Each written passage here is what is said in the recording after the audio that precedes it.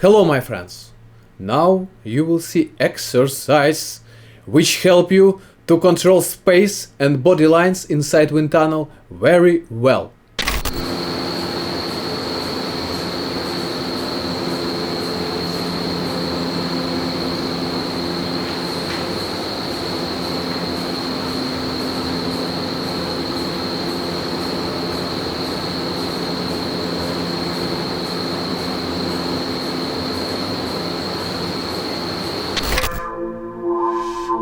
I call it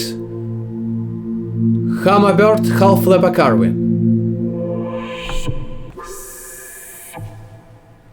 For this exercise you need to fly and fly not so bad. Next, movements and tricks. Back layout from hammock position.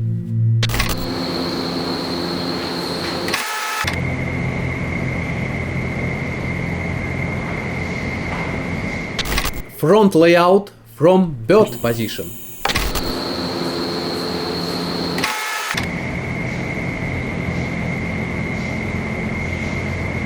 Bird carving and hammock carving.